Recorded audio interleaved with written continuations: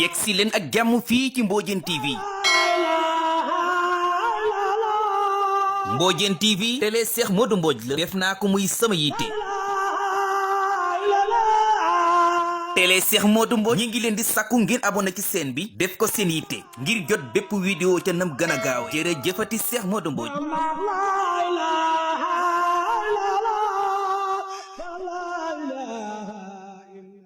ci liggéey bu am solo bi am te nas na ko ci yoonu murit muy bis bu am solo bi muy sunni xasida bi ñu amal tey jii le 13 juillet 2023 fii ci Touba. di am bu ngeen gisee jataay bi nag macha allah di jataay bu am solo di liggéey bu am tey tamit sëriñ bi nos na ko ci mbooloo yi xam naa loolu sax ci lañuy gisee ci jëkkante ci laaj bi si Cheikh Sène mi am tey ñu doon toogal ni bokk ci am tey ñoo yore culture bu fédération Safina Amaan bu Kéré Mbay moom lay jox kàddu gi rek xam naa mu dolli ñu ci bu baax a baax jataay bi nos gi am te suñu nos na ko mbooloo bi ci ànd bi am te ànd nañ ko tey jii ci bis bi ngir mën a yéwénal li am tey moom la suñ bi dénkaane tey jii kon suñu Cheikh Sène laaj bu njëkk bi mooy nan la mbooloo bi nosoo ci liggéey bi tey jii ak yan at la ci ni ngeen ko àndee ngir mën a yéwénal bisu tey bi incha allah muy bisu xasida bi incha allah. asalaamaaleykum wa rahmatullah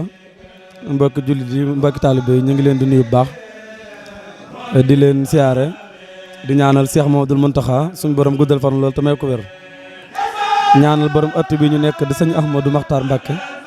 suñu borom guddal fan loolu te may ko wér ba li mu yéene liggéeyal Cheikh Moustapha lépp suñu borom defal ko ci lu kawe. mu mel ne ñoo ngi fii Daarul Xuddoos tey ci fi ñuy wax bayti ci biir kër gu mag gi di fi dundalee ndigal li nga xam ne moom la Cheikh Mamadou Mountakha joxe. mel ni mbokk mi wax ak yéen mooy Cheikh Sène jiitu commission culture bu fédération Safina Amaan waaye ñu ànd koog daayira fédération Wilaya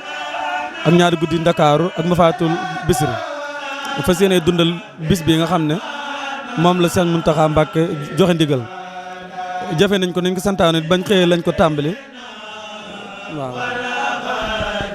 waaw loolu kon xam naa tey jii ni ngeen ko gisee rek ci Cheikh Sène ni nga ko waxee maanaam tey jii ngeen taxaw fi yore wàllu njàng alxuraan mi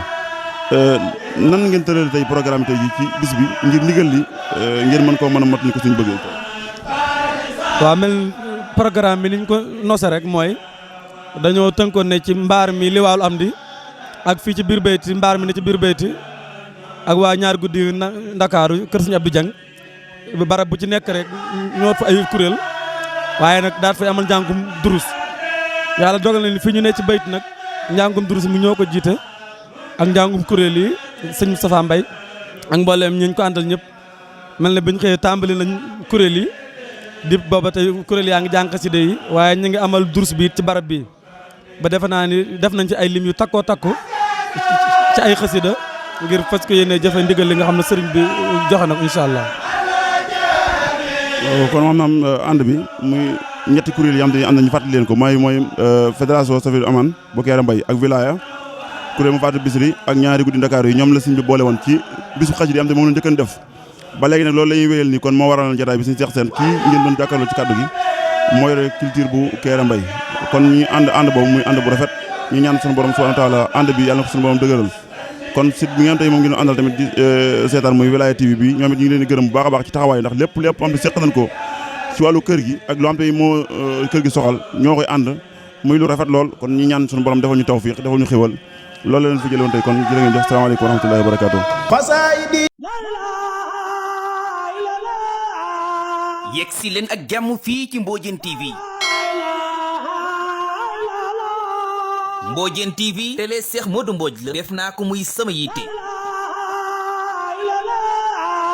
télé Cheikh Modou Mbodj ñi ngi leen di sàkku ngeen abonné ci chaîne bi def ko seen yitte ngir jot bépp vidéo ca nam gën a gaaw jërëjëfati Cheikh Modou Mbodj.